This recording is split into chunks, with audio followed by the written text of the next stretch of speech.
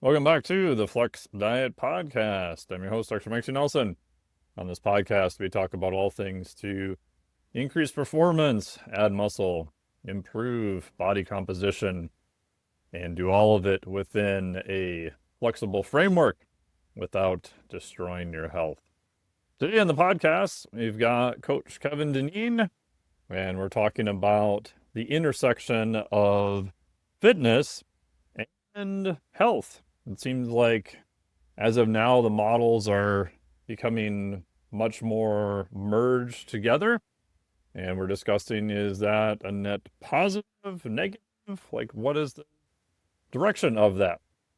And as you're listening to this podcast, I'm actually hanging out with Coach Kevin here in Vegas. We're out here for a mastermind meeting. So, hanging out with a bunch of other people, trying to learn all sorts of new stuff. So Coach Kevin Dineen is a strength and conditioning coach and performance specialist, known for his work with athletes, lifters, tactical populations, many others, focusing on building real-world strength, durability, and long-term performance. Coaching style blends traditional strength methods, applied physiology, and practical field experience to help athletes and general population get stronger without burning themselves into the ground. So Kevin is also running gyms in the Midwest and New York City area. So he is a very busy guy and has a ton of experience in the fitness, both coaching, running the gym, and just everything that's surrounding it. And what's cool is he spent a lot of time thinking about the different models of, what is going to be the best experience for the client. And a side note, I should also mention that this episode was recorded probably a couple months ago now. And this was recorded right after Dr. Peter Attia was on 60 Minutes. So just a heads up that you should be aware that the subsequent developments have occurred regarding Dr. Attia. The conversation here is just focusing on coaching philosophy and professional licensing, not necessarily on those later events. I debated about what I should do with the episode, and I've decided just to leave it as is because we're using him as a public reference point that people would recognize. And I opted not to edit anything out of it. So the only edit we have here is when Kevin had to use the bathroom. So we edited that part out. So we opted to leave everything else here because I think this is a very important discussion.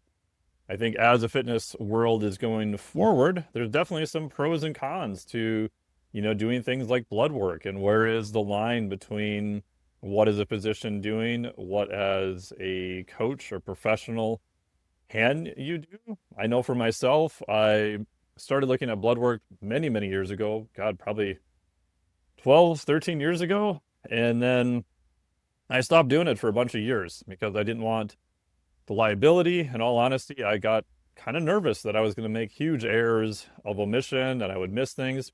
I wasn't trying to replace their physician or their doctor, but now I've started doing it again, probably as of 6 or 7 years ago. Again, for performance only, because there's some really great stuff you can get with blood work that you can't get by any other form of testing. So I do think it can be a useful service, but there's a whole bunch of caveats and a bunch of other issues and everything else that we discuss in this episode. So again, super curious on what your guys' thoughts are on that. So make sure to check out all of Kevin Dineen's wonderful stuff. We'll put links to everything that he has here. He's putting out a ton of great content, so make sure to check that out. If you want more from me, go to the link down below. You can hop on to the newsletter list completely free. Send you cool stuff to your inbox. Try to make them as entertaining and useful as possible. So, without further ado, here is Kevin Dineen talking about the future of fitness and also related to healthcare and models going forward. Enjoy. Welcome to the podcast, Coach. How are you doing? Great, my man. Great to be here. Great to chat with you as always. Yeah, we got to see each other was Vegas, I believe, was the last time we saw each other in person. Is that correct? Yeah. And I Yeah, think yeah. this You helped me with friendship some goes video back. content filming. That was fun. Yeah. I learned to speak your language. It's fun listening to your podcast and watching you go through the years and learning from you. Yeah, it's fun. Oh, thank you so much. I appreciate it. And so one thing I'm working on in the podcast is also, I would say, bringing in people who at face value maybe looks like have a different opinion and maybe certain parts do, and then having the benefit of a podcast is it's kind of a long form discussion, so you can hash out like, okay, here's what I think, here's what I think, because everything I feel like on social media is you're making these big jumps from a 20-second or a 30-second, dancing monkey, sound clip thing. And I think a lot gets lost in the context. And one of the things that was interesting, we saw Peter Attia was on 60 Minutes a while ago, and you had a differing opinion about physicians in general, and maybe we'll start with this specific case study since he is a public figure, of the pro and the con. So just kind of give me your take on it, which I thought was super interesting. Yeah. Look, I think what is doing for the industry is a net positive. What Peter is doing for society is a net positive. I I think we in society as a whole tend to put physicians up on a pedestal, right? And so this pedestal that we put them on, whether justified or not, um, comes with this, they are the most schooled, they are the most well paid, they have the most background in studying the body. So a lot of people have great respect for the opinion of a physician. And I have trained doctors. I had a late uncle who was a doctor, and I think great things of them in their specialty. I don't think physicians should have a specialty in nutrition. There, if my orthopedic surgeon had a specialty in nutrition, he he like, what are we doing? It's not the same. I think it's such a um I don't know. We tend to be in silos, whether it's in social media or in work. And I think the most that I've been able to grow and learn in the industry has been from people who have different skill sets than my own. And so, in New York, we're surrounded by amazing personal trainers that have different like background. Like I'm not the best kettlebell guy, and I don't fault myself on that. I'm not the best. Like Joel Jameson is pretty much our guy from a like in the industry, right? From like who's the cardio guy? Who is the guy that knows it, right? It's Joel Jameson. Who that's the first person that comes to mind. When it's hospitality, it's Mark Fisher, right? But then even those people that you learn from, you don't get mad that Mark doesn't have a nutrition expert or expertise. The overarching theme from Peter Attia's messaging again, I think is awesome. I think it's keep moving. The value of muscle we cannot underestimate. The value of your metabolism. Let's keep your metabolism going. Let's eat your protein. Like these are all positive things. Um, and like the taking shots at other doctors, I was just like okay, like it's fine, but like I don't know. I want my orthopedist or my anesthesiologist, or I want them as their specialty. They go to school for 8, 12, however many years to learn your urologist. You don't want your urologist being a plastic surgeon. Like it's just they're very, very unique specialties that one little millimeter or less of motion can make all the difference in the world. And so for me, I just thought the messaging was a little off. And I while the correlation versus causation, the study way better than I do. The correlation versus causation, I was a little taken aback too about, the messaging there. But overall, I think he's got a net positive on us as society. And people are curious about VO2 max. What's VO2 max? People are curious about their grip strength. People are curious about how much they can, trap bar deadlift and stuff. So I don't confuse curiosity with necessarily a business model.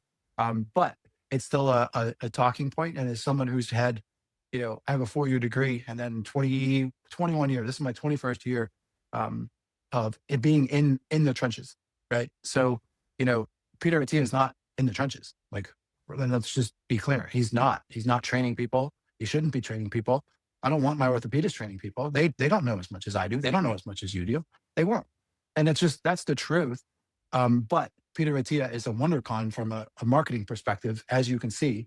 And overall, the messaging is positive. But I did happen to notice that was a clear hole in his argument.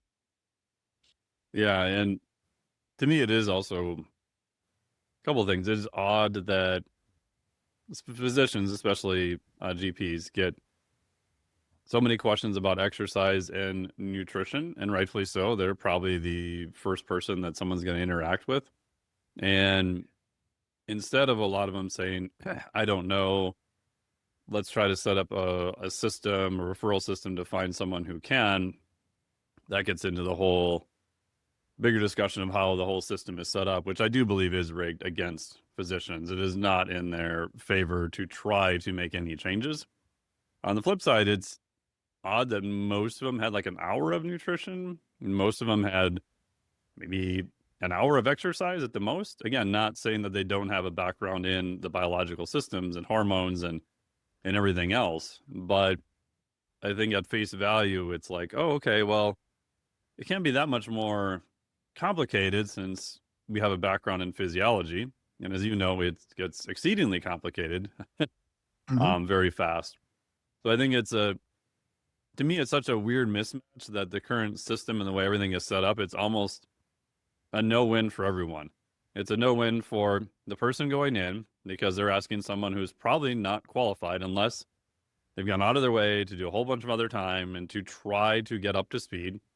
It's almost a net negative to the physician who's operating in a system where you barely have 5 to 15 minutes to even talk to the person, barely even get a freaking history on what they're doing. And now you're supposed to solve their issue. Oh, and by the way, your BMI is high, so I need to talk to you about training and nutrition. And okay, I've got 30 seconds left of our conversation. So from that aspect, I think it's almost a negative all around. The pet peeve of mine is I think there's still a belief, and I'm curious on your opinion, to the average person walking the street that if I have a question about nutrition and exercise, I should talk to my doctor. Why do you think that still persists, and do you agree with that? I think it is to some extent. I still think the loudest, wheel gets the oil. So for a lot of people, it's who's the most influential in your circle, who's the most influential in your culture, in your neighborhood, et cetera. That's your person. You're also going to ask that person, like your fittest friend, you're going to ask, right? And then they're going to, if they're true to what they're, if they're going to be honest with you, I call it New York honest. They're going to tell you, well, right? They're going to tell you like what they've done. And then if they're nice, they're going to say, well, you're okay. You're okay to do this, this, and this. I think the going back to my point about we put doctors up on a pedestal, and rightfully so. They're the most educated.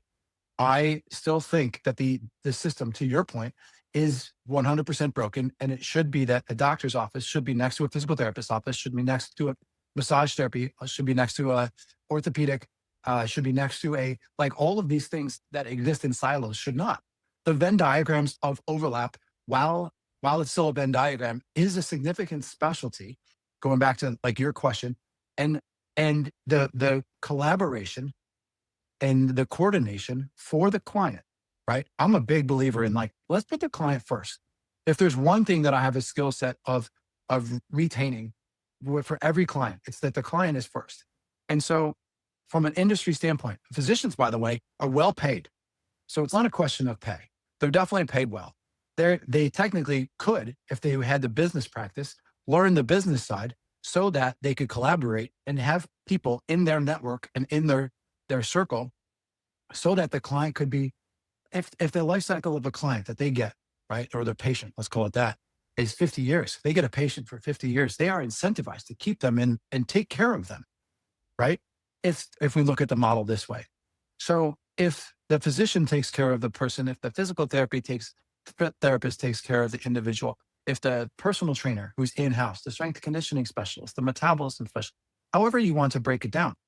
If you break it down where the client is put first, the patient is put first, I think it's a wonderful reminder of how powerful we can be if we work together. I think the silo effect of what's happened is you're only going to be seeing on social media what you click on and what you watch, and the most sensational the fact that some of these influencers are selling GLP-1s right now is like, I know it's a little off track, but I that's literally just wrote that down on my notepad. but see, and that's the thing. It's like I respect the world of all of the doctors, and I believe that we should be collaborating like all the time.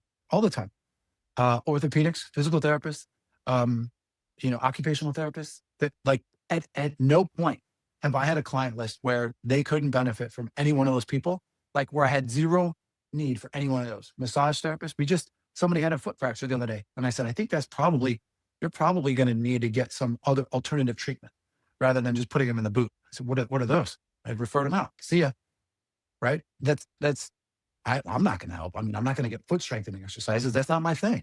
Right. And then you can't come back and be like, well, you had a 4-year degree in sports medicine. You're supposed to know that stuff. Yes. I'm not an orthopedic. Yeah. Like I don't know what from a fracture to no, that's not those first 6 weeks, leave it alone. So yeah, I'm a big believer in the lateral learning, as our friend Joe Coleman calls it. I remember one of her first presentations where I was like, I love that phrase. And the hospitality industry, how much we can learn from the hospitality industry and their margins, they have to be good at hospitality. Otherwise they can't exist. Yeah. Right. And so being able to offer a client and patient experience that serves the client and the patient at the highest level is the goal, right? Obviously do no harm. But for some people, they're also like, well, I gotta make money. I gotta I gotta, pay the bills. And it's like, well, okay. But the client still comes first. And I think when you serve the client and put the client at the highest level of your priority, right? And obviously do no harm, but then for the long term, take care of them, right? Then you have better solutions because of the fact that you're not afraid to be like, oh, here you go. I have somebody who can help. Then the client wins, you win. And then, their problem is solved faster. Yeah. One of my things I thought a fair amount about is so the two models I have in my head is sort of where I think we are now and where I think we have to go in the future. I think we're at now still a physician-centered model. If anyone has a problem, they go to their physician. Now, again, this could be argument from insurance because I have to see my GP first in order to get a referral, eventually get insurance coverage and all that kind of stuff. So insurance aside, I know that's like a whole other discussion that I know very little, next to nothing about.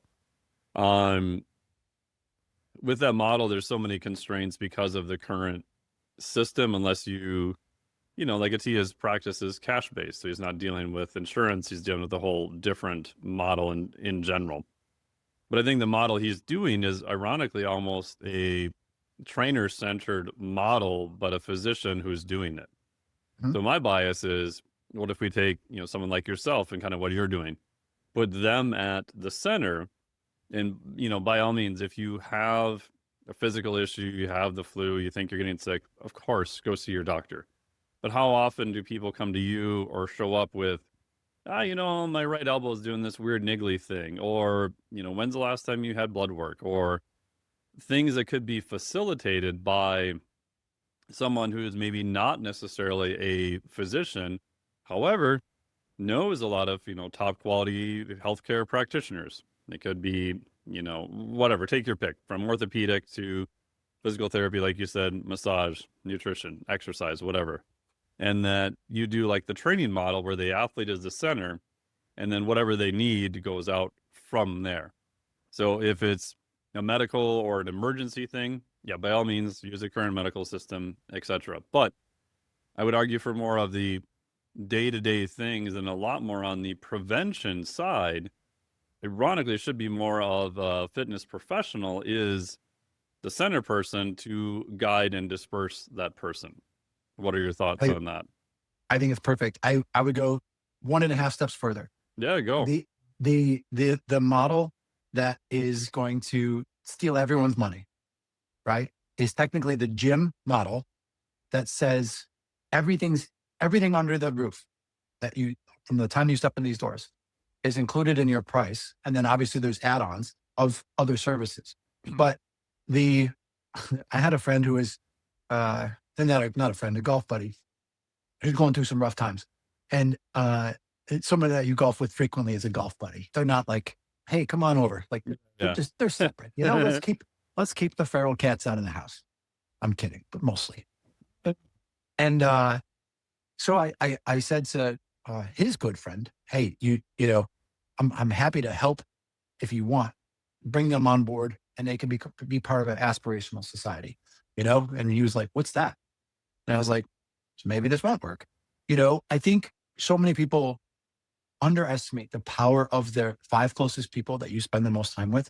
And so in that instance, I think you and I both know the power of a gym and a gym environment, headphones out, music on, well lit, greetings, people remembering birthdays, people celebrating birthdays, people celebrating events, retirements, people celebrating whatever, births, Community. right? Community, right? There's a key component there. And I like the fact that the personal trainer has access to the clientele, right? 2 to 3 hours a week. It's a remarkable amount of time that you spend with people. If you compare the average person who goes to a physician for, it's not even close. But this is where I'm going. I believe that the model of the access only, if you took a 5,000 square foot gym and a doctor had an office there, okay, maybe they're an orthopedic, a physical therapist had an office there, charge access to that gym, right? But everybody's in there. Massage therapy, physical therapy, occupational therapy. You get maybe a staff of 6.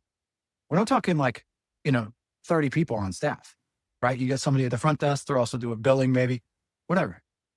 And you don't need the numbers that you think you do in order to make, $10 million. But I think that model, to be able to serve the client at the highest level, to your point of being the trainer centered, I'm going to back up and say, let's still make it the client centered and say, let's get 200 people. If you had 2 trainers, okay, let's call it 7-hour shifts, 6-hour shifts. All right. You have the morning shift and the evening shift, right? Then 2-hour break in the middle of the day for whatever. But if you built this model and you said you have a morning person and an evening person, a strength coach that walks around, fix things, and everyone got their own routine that the doctor is also checking off. Now, this is where it's going to is you're also this person, if you have, let's call it 100 clients, and they're all on a 6-week basis. All right, you have a weekly meeting with your staff. Everyone's going to be talked about at one point or another. Who's dealing with so-and-so? Who's dealing with this problem? Who's dealing with, how can we get this better? Should we be changing the suitcase carries to palms open? Should we be doing like little questions, right? That can yield big, like little hinges swing big doors.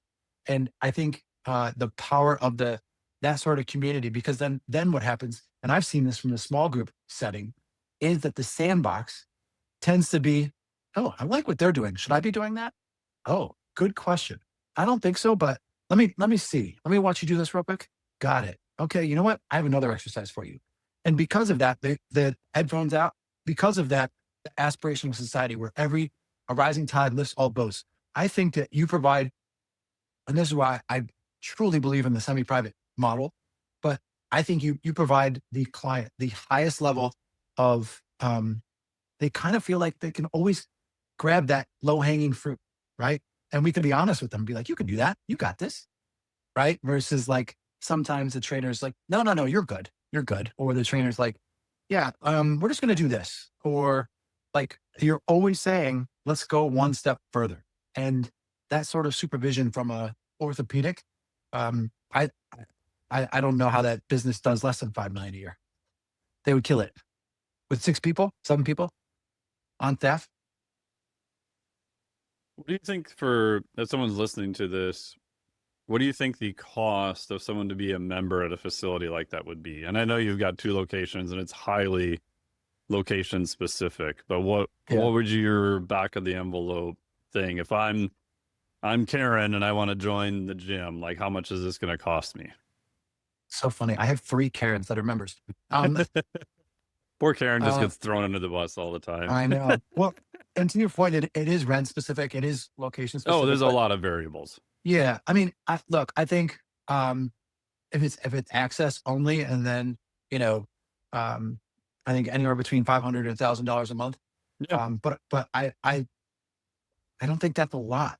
and I say this because I've seen the spending habits of the richest people in the world, and they actually they can spend a lot on their health. Some just choose not to. So I think when you start to say from a team perspective, this is where the best in the world do this. This is where the and the people like you do things like that, right? Being able to walk into a facility where you feel like, oh, they are me, right? Or this is the person like me, or like, what Rick Mayo's done with Alloy is say that this is the plus 40 crowd, Mm, right? So while we can argue that it's 50% of society, he still did it and yeah, said, yeah. this is the plus 40 crowd, right? So he's literally going for people who don't want to go full speed and are not going to sign up for High Rocks, and they're not going to, right? Those people have no interest in that stuff. So the ability to identify your niche and to say, this is who we serve at the highest level, I think is a superpower as a coach. And the ability for you to network and to learn into one of the greatest things I've been able to tap into here in St. Louis, and I did this in New York too, was to be able to network laterally with people that are not in my field. So business owners, and physical therapists and chiropractors, because the best ones will say, I don't know. I'm going to send them to you, or vice versa, or right. And that's the thing, is like the the community component, I think, is the one thing. I talked about the downside of society right now is that we tend to be so siloed, but the community factor, I think, is a really, really powerful weapon when you know how to use it. And so I think CrossFit does it extraordinarily well. hmm People, shy on CrossFit, and from a training perspective, they do leave a lot on the table. But what they do for community, they give you access. And a lot of people do want to work out, right? 3, 4, 5 times a week. There's questions on the back end, but they get people in there. So it's from a business model perspective, I think it's a fascinating question. If you gave me 5 minutes, I could probably, we could pause for station identification. I could probably give you the model. Um, when I was in New York, I used to have to do that. When I had one location and I was looking for my second, I would literally put in the demographics and psychographics based on the US Postal Service and find out how much that Ah, neighborhood made before I made a decision. And some of the neighborhoods they didn't make enough money, to support the model, right? The average cost of personal training in that neighborhood. I was able to Google it at that time and then say, all right, put it into the spreadsheet. Oh, and this doesn't make enough money. So yeah, we have so much data at our fingertips now. The question is, and this is a wearables. You have all sorts of technology that you use now, but the question is which data do we want to use to like I said about the small hinges swing big doors, to pull those levers.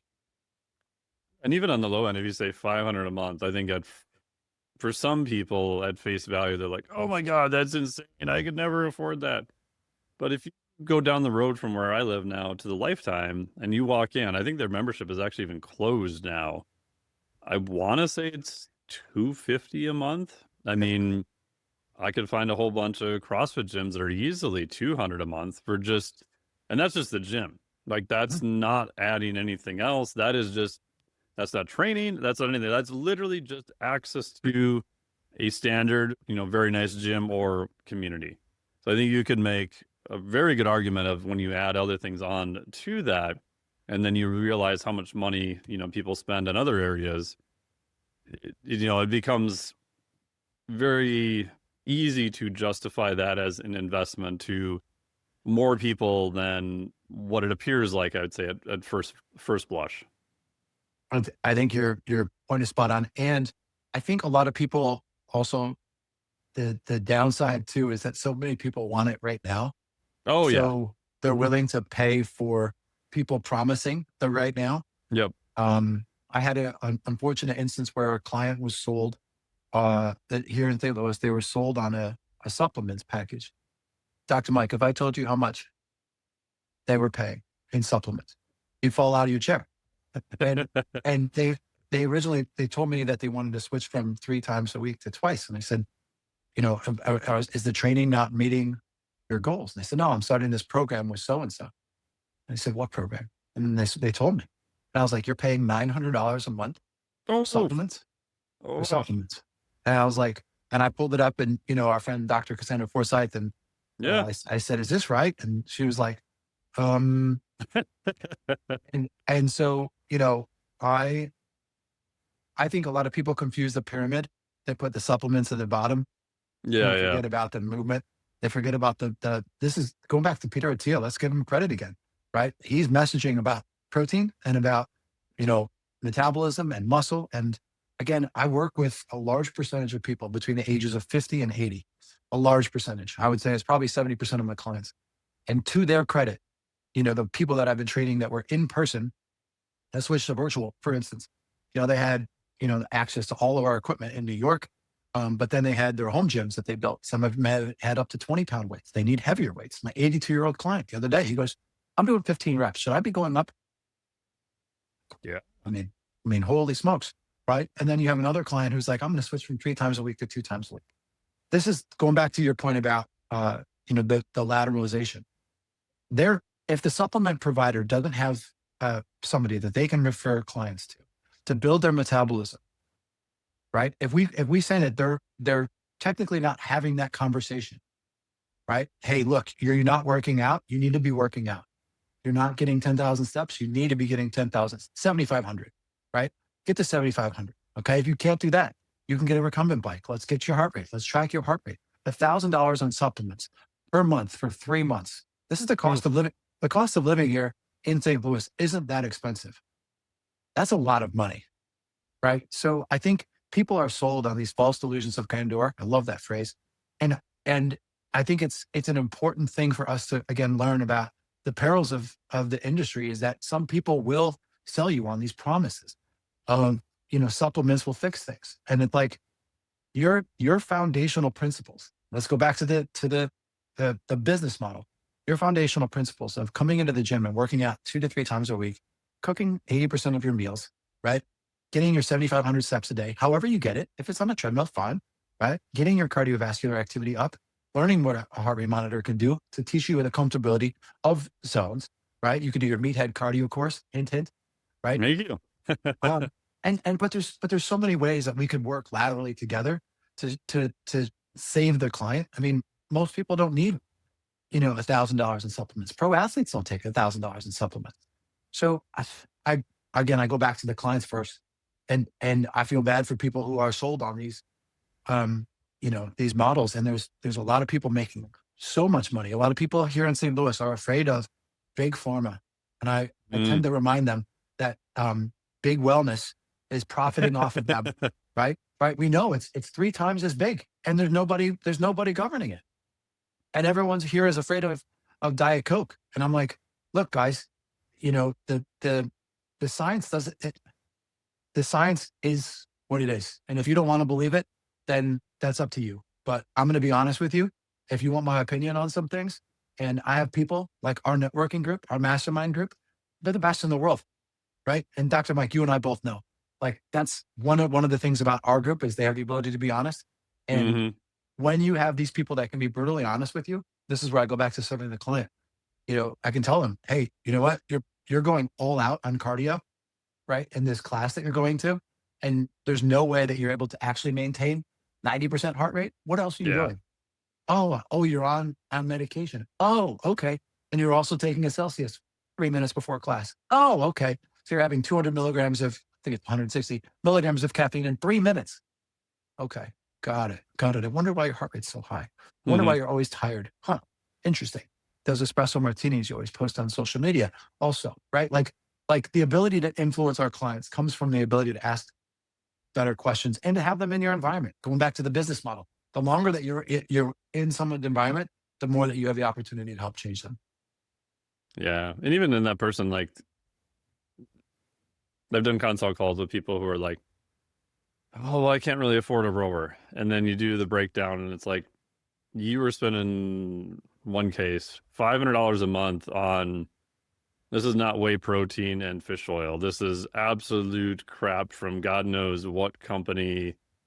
2 months of that, you could buy a rower you would literally probably have the rest of your life, and I get a lot of it is an education. A lot of it is they believe a lot of the hype. We've both been around long enough to see supplement trends come and go and come again. Like now we're seeing creatine plus HMB. It's like, oh my God, how many freaking times does HMB have to come around again? And the data on it is just extremely non-impressive unless you're an elderly person on a very low protein diet.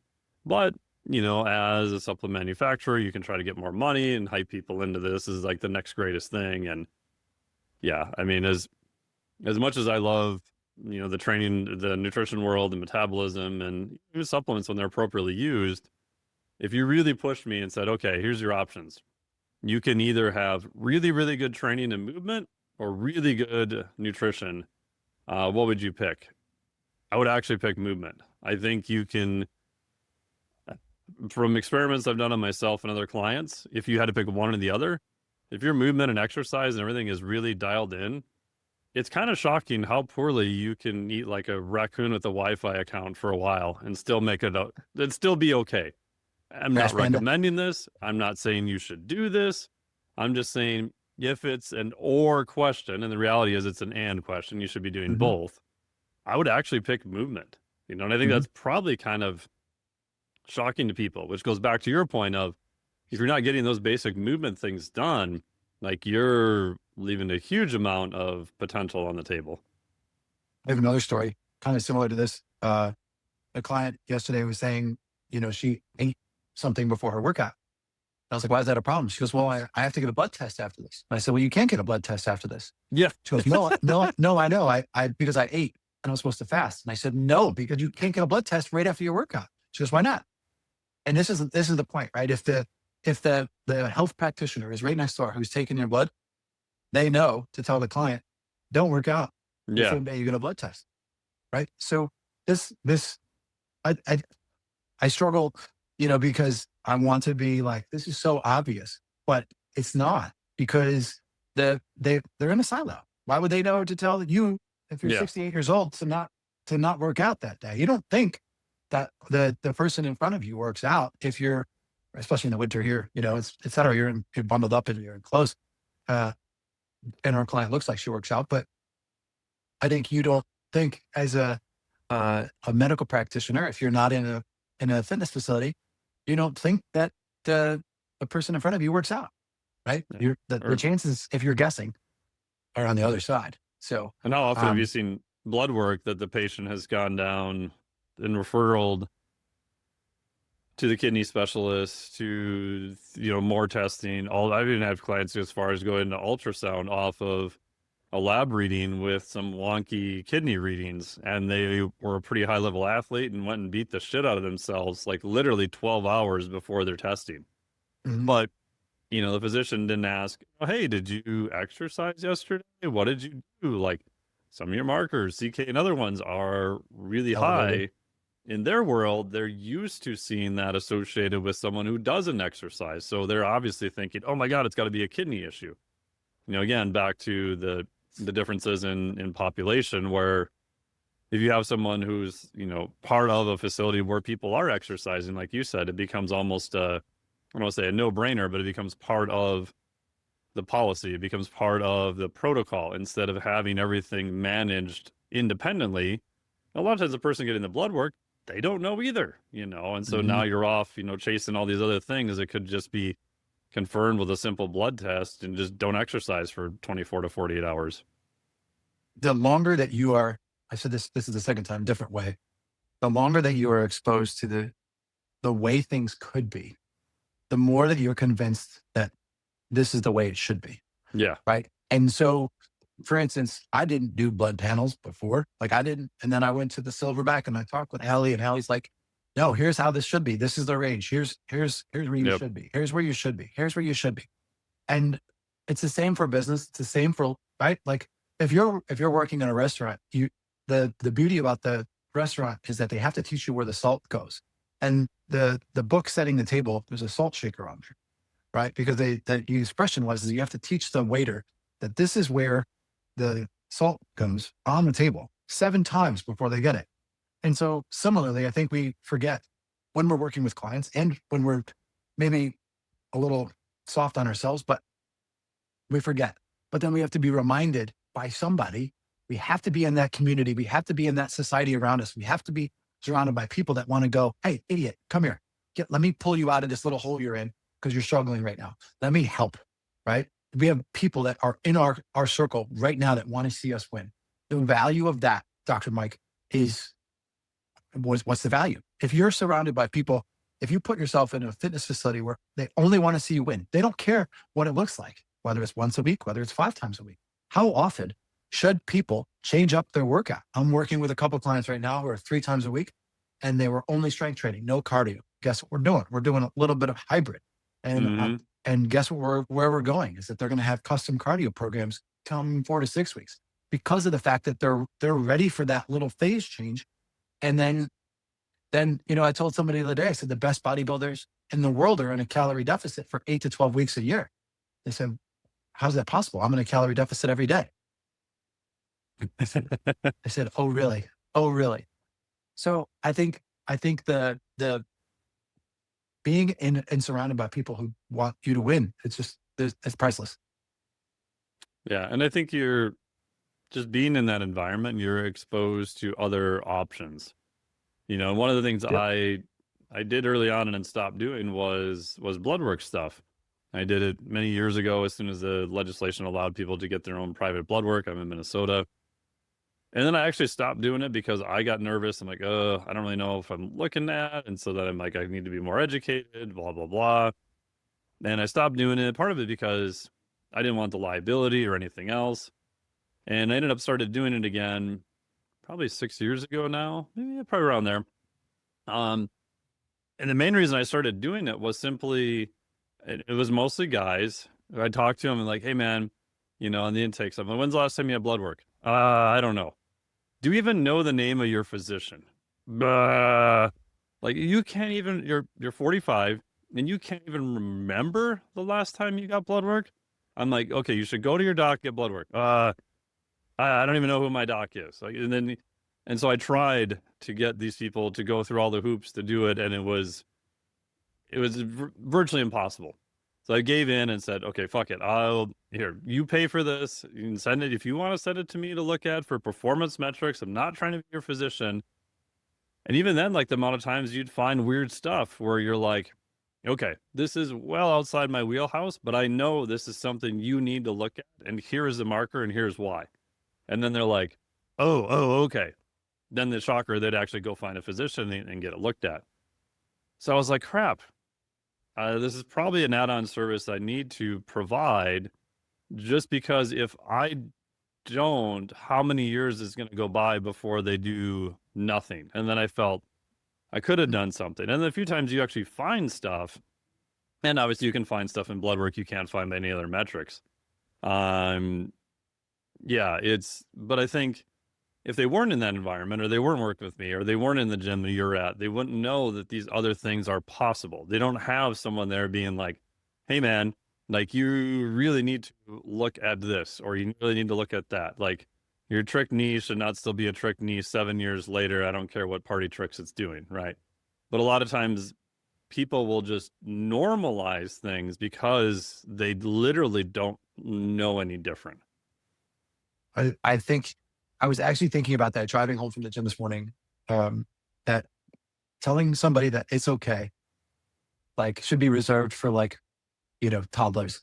Yeah. Right? like let's just be honest. If you, and that's it, like, let's just be honest with each other. I think the leveling up, we do it in video games, right? You don't want to just play the first level and then be done. You're like, I want to learn, where's Bowser? I want to beat Bowser. Right? Oh, I remember that. That's a good reference. Right? Nobody wants to just beat the first turtle. Like you want to, okay, that was easy. I got it. Yeah. Right? But you have to, so you can do 2 things in the same sentence. You can give people a quick win. Okay. Show them what they're good at, show them what they need to improve. I think Greg Rose from TPI does a remarkable job with this, right? He'll ask the client, he said, what's your superpower? And then they'll tell him, and then he'll find out, well, we can do this. And then what do we do this? And when you start to see, I use this with my golfers too and clients, but like they have a superpower. They do. They usually do. Do they have things they can work on? Sure. But like you can say, here's your superpower. You like deadlifting. Let's deadlift. But we also have to fix your squat pattern. right? Otherwise you're going to have continuous low back, especially after your golf run.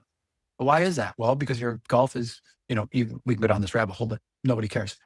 I think the ability to be honest with somebody is remarkable. So, but it takes a certain level of trust and respect.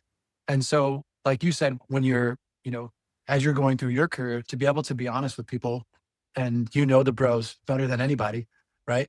And to be able to do that, I think it does take a little time. People trust you. People trust Dr. Mike. They know Dr. Mike. Dr. Mike has been in the industry for X amount of years. Your second year out, they're probably going to be like, this doughy-eyed kid, what is he now? Yeah. Yeah. But like you have so much credibility behind you. You have so much experience. And then from that, you're able to help people and, people around you, people in your circle, so that they can help their clients. So yeah, if we didn't have Dr. Mike in our circle, would most of our clients know that they need to spend, $1,000 on supplements? Probably not. So the having the people in your corner and your circle, right, is that that who can be honest with you. That's a remarkable opportunity. So thank Coach Kev for that. Yeah. And I mean, I had a client just the other day, we did a bunch of assessments and did everything. And, she's kind of having, low energy and a bunch of other stuff going on. And had her do a VO2 max test, usually 2K on the roar. She's like, oh my God, my VO2 max is so low. And she was feeling, kind of bad about it. And I'm like, yes, it is low. Yes, it is poor. But the pro is two things. One, it's trainable. Not that we're going to fix it in 2 weeks, but it's going to be months. But it is extremely trainable with the right programming, the right, things. It'll definitely get better. In every case I've ever worked with, it's gotten a lot better. And then two, the pro is this fits the story that we had kind of hypothesized before we did the assessment of what we think is going on. And then, shocker, you do tests to see if your hypothesis is correct or not. And everything fit the story. I said, the good part is this all fits the story that we have going forward, which makes me feel pretty confident that once we address these things, you're definitely going to be moving in the right direction. I said, I would actually feel a lot worse if it came back that your VO2 max is freaking amazing, because now that's kind of a kink in the story. We got to do some other testing and look at some other things to see, what's going on. Just like, oh, okay. But I think you can, to your point, you can deliver assessments and deliver things that are honest at the same time. It doesn't have to be a negative versus if I just told her, I'm like, oh yeah, it's okay, you'll be fine. And then what if she's training for the next 6 months and she's like, this is stupid. I spent 6 months of training. I still feel the same way I did before. That's way worse, instead of just, telling them honestly what's going on up front. And here's our solution to fix it. Yeah. I think it's, if you're in that room, right? Like think for instance, if we did a 1 month mastermind where everyone was in St. Louis, this would be fun. Everyone was in St. Louis for a month. What would happen? Like, let's just pick any city. We're all in the mastermind said 1 month. We're going to all do a 1 month sabbatical. What would happen? Right. And I think people, what's that phrase? They overestimate how much they can do in a day and underestimate how much they can do in a year. Yep. And I think it's just a powerful phrase and a powerful reminder for people. People just want to jump to that conclusion, and it must be more complicated than that. I must do the thing that I was told, I must increase my mitochondrial efficiency. And it was like, you literally are making it more complicated. You don't get 10,000 steps. You don't lift weights. This isn't hard. Like, it's difficult to convince you that it is. Yes. But the things that I think people, I get a lot of knee and hip replacements, right? So I have to deal with convincing them, like, hey, you're not done. Like, you're not excused from lifting lower body the rest of your life. You're 55 or you're 60. Like, you got a long time. You want to golf? You want to pick up your golf ball out of your hole? You want to get one of those stupid putter things where you pull the ball out? I'm not even joking. This is where we are. Is I ask people that question. I say, how serious is this? And they usually look at me like, what do you mean? I said, well, how serious do you take this? And they're like, I mean, I golf 4 times a week. I'm like, okay, you didn't answer my question. Yeah. Right. They don't know, because it's not normal. It's not normal that somebody's going to ask them 30 questions. Yesterday, for instance, this is another good example. Guy says, I have, bad feeling in my hands or low feeling in my hands in the morning. Okay. Tell me what makes it better? Nothing. I've tried everything. Oh, okay. Medication you've taken? Yeah. Okay. Um, Shoulders? Yeah. I've had multiple labral tears. Former baseball player, high level Mm, baseball player, former bodybuilder. Lot of supplements back in the day. yeah, Um, yeah. I said, any neck pain? He goes, well, yeah, I had a C5, C6 way back. Like, you could have led with that, pal. Yeah, Like, yeah. and then I said, can you turn your chin to your shoulder on both sides? And he's got a completely different thing. And he said, well, how would you fix that? How do you fix the neck? I said, you don't. I already tried to do that, but you have to do something else. You have to get your shoulder mobility. You have to get your T-spine mobility. You have to adjust your hip mobility. Oh yeah, my hip's killing me. Well, yeah, yeah. Now everything's starting to make sense. You tried everything except for the thing that's most obvious. Our friend John Goodman, his book is called The Obvious Choice. Yeah. It's so it's such a remarkable phrase because that's the thing that people are reluctant to do, right? The thing that's most in front of you, the thing that you're so close to. Just, how many people have gyms in their basement or equipment in their basement and they don't use it because it's right there. It's right in front of them. But they're like, well, I need more than that. Have you done it? Have you done anything? Mm. So yeah, convincing people to grab that low hanging fruit. I kind of said that before, but I think that's the beauty of having people who are doing it in your circle, right? People, the doers, are probably uh, under heralded in our society, right? Because there are people who are much louder. They have a much louder megaphone. They are very, very good at marketing. Very, very good at saying this is the way. When in fact, you and I both know that the people that are doing probably have the smallest voices because they're so busy doing that they don't have a Mm, marketing budget. They don't have the, that background. If you and I had a marketing team, of call it $5,000 a month, right? What would happen if we had a marketing intern from the University of or from Wharton University or Wharton School of Business? What would happen, right? But that's the thing. So yeah, it's a remarkable time for people to to have that amplification. But also, if you're not careful, if you're not surrounded by people who can discern for you, it's a remarkable time to also be sold things. So yeah, you have to be careful. yeah. Because I think people don't realize like some of the biggest names, at least in the fitness world for online stuff, shocker, they don't train people anymore. And then some of them Mhm, haven't for years.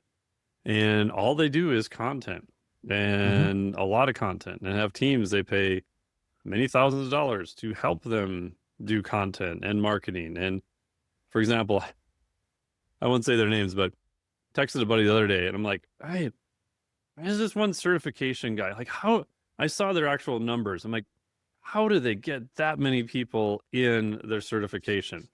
And he told me, he's like, oh, well, they have an ad spend of $100,000 a month. I was like, oh, okay, that'll help. mhm.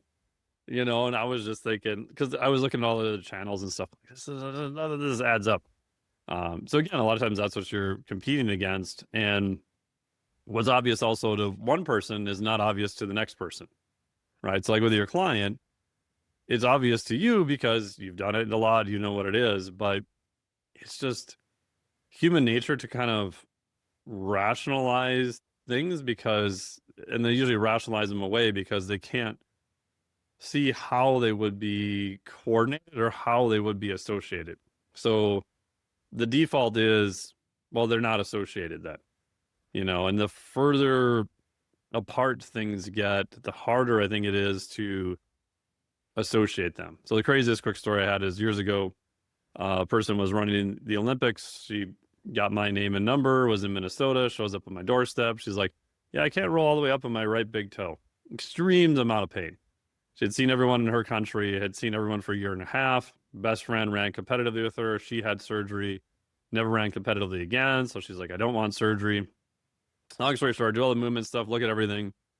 Got all the way out to her left thumb. I'm like, do this, just move the end of your left thumb for me. And I did it kind of as like, okay, we're as far out at the end of the spectrum from the back force transmission line. And she's staring at her thumb and it's like literally not moving. So we spent like 15, 20 minutes of getting her to move just the end joint in her thumb. She does that. She rolls all the way up on her right big toe without pain. She's like, oh my God, this is so crazy.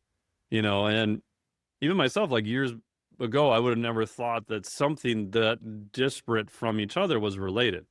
But you start doing stuff long enough, you can see associations other people having because of experience and knowledge and other things. So I think that's why, again, back to having other people, having professionals, being around them, knowing that there are possible solutions and knowing where to look, again, is like super critical. It's, you know, that phrase that it's always the last place you'll look when you're looking for something. Yeah. Well, it's very obvious, right? Because you stop looking. But it's the same thing with us, right? The last place that you would have thought, right? But you were checking off the list, right? So the place that you last left your glasses, you still have to check. Here's where I leave them, right? But you have one spot that you might have put it in, Yep. right? So that's what you do. And I think I had a similar story where I had he's actually a chiropractor and a tremendous amount of low back pain. Couldn't lift at all. Big runner though, big runner. Said, all right, well, let me see you do a side plank. I can't do that. Say it again. Couldn't do something. By the end of the session, not only are they doing side plank, by the end of them working with us for, roughly a year, they're deadlifting like their body weight and, 6 reps, no problem. Nice. The question wasn't, where is your pain? It's going back to that lowest common denominator and meeting that person, going back to being honest, where they are, and they weren't necessarily ready. I did a full assessment. It was like a staff meeting. I did a full assessment on them, and I was shocked, but also tried to empower them to give them the tools right then, right there on what they were feeling and what they were doing and the difference between, different side planks. Everyone can do some sort of side plank. So show me the movement, show me that where you are, and then I'll teach you how we go from there. Yeah. Back to potential solutions. I know one of the arguments that's been brought up, and other people and other groups have tried this, of the idea of licensing. I feel like even in exercise physiology, there is no licensing for exercise physiologists. There are maybe adjacent programs if you're doing cardiac rehab or other things like that. There's no board to pass. There's none of those things. And it feels like in the medical world, without those things, you're never treated very seriously. Like the amount of times, this has gotten better over the last few years, that remember years ago I did a talk for registered dietitians, and you get to see the critiques at the end. Most of them are all positive, but there was 4 that were like, this guy's not an RD. How dare he talk to us and tell us about nutrition? I'm like, but I did my PhD in metabolism, so I kind of have half an idea of, what's going on. And I had all the research clearly laid out. I had everything referenced and stuff. But it feels like without that licensing, the medical world has no idea where to put you. And then you fast forward into the trainer world, and it's like a free-for-all. Like you could be someone who's doing this as a profession and spent, a decade, 2 decades in it, like yourself, to someone who's like, I don't know, man, I just needed to make more money, so I took this, 6-hour cert, and now I'm a trainer. What are your thoughts on that? And my biased opinion, real quick, is I agree with the licensing thing, and it would be kind of nice, but I don't know, that opens up all of its own issues, but it does feel like it would be a way to give some legitimacy, but I'm not sure it's worth the trade-off of all the other issues you would encounter. I'm honestly not familiar with it, but I will see this.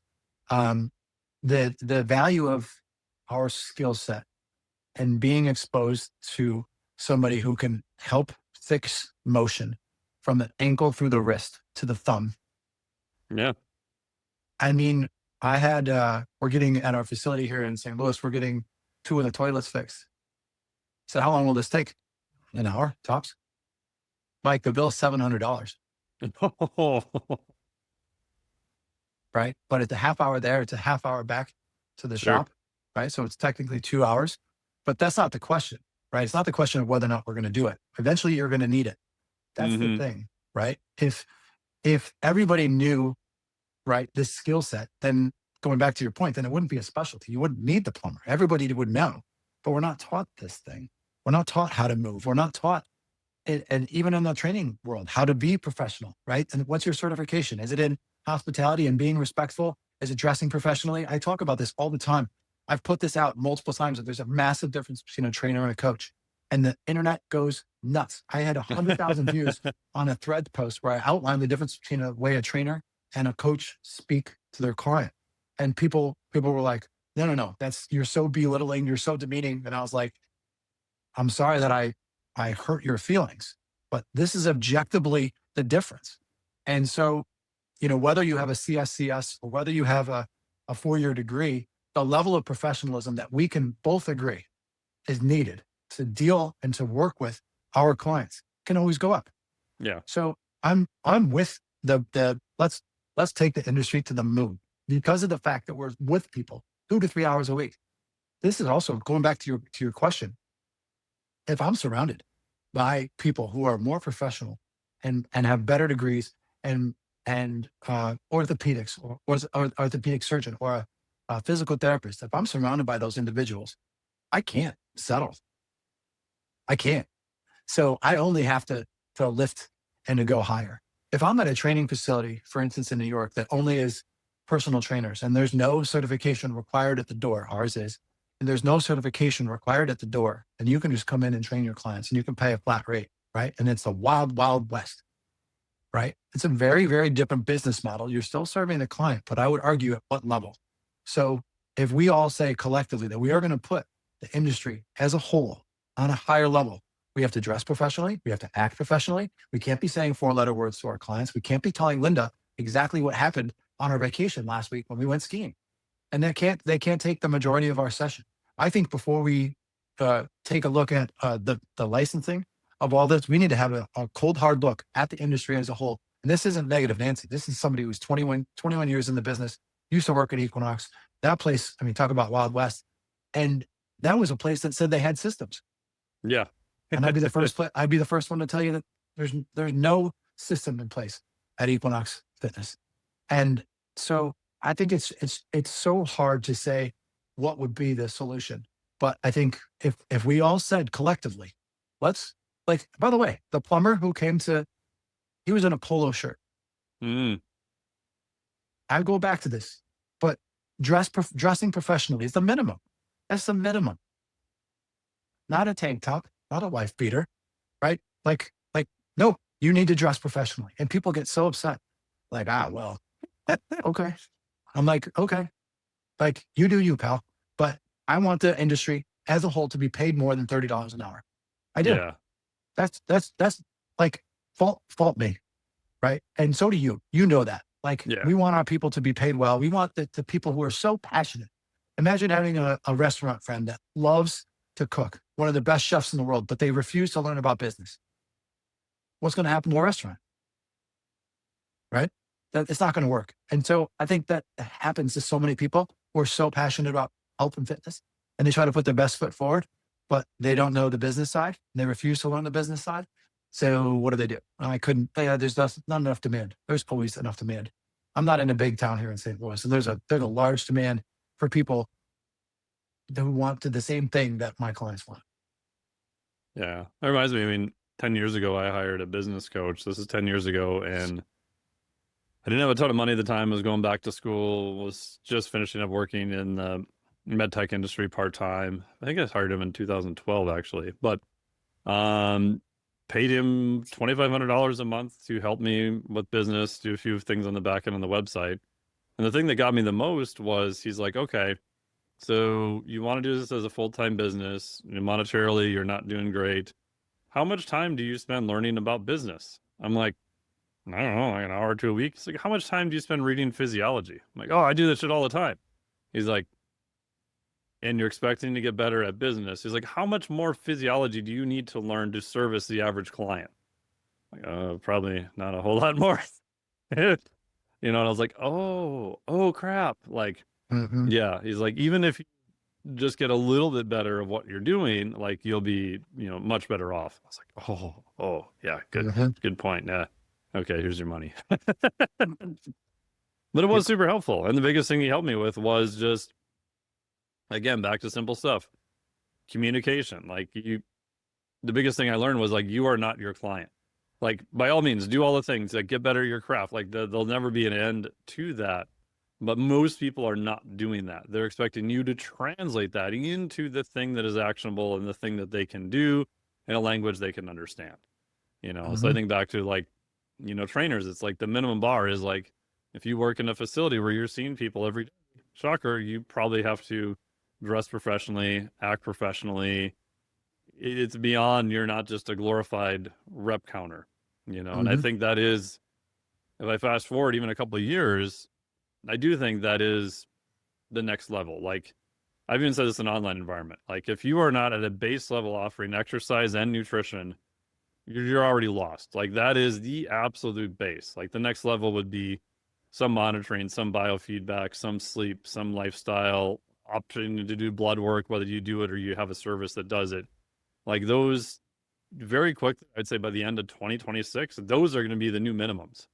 And I think it's good that the bar keeps going up and up, because hopefully, to your point, people who do that role will actually be treated as a true professional. And I think that will help bring the entire industry up, and it will no longer be acceptable for you to even think about running a business with people that just did a weekend cert. Like, that thought won't even enter your head, because there's no way you would even stay in business for like 2 days. Yep. I'm on board. Let's do it. Yeah. Awesome. Appreciate it. Where can people find out more about you? I know you've got some stuff on social media. I know you've got the 2 gym locations. Tell us both the in-person stuff, if they're around your area, and the online stuff. Yeah. So Coach Kevin Dineen on Instagram, and then Structure PF is the New York gym.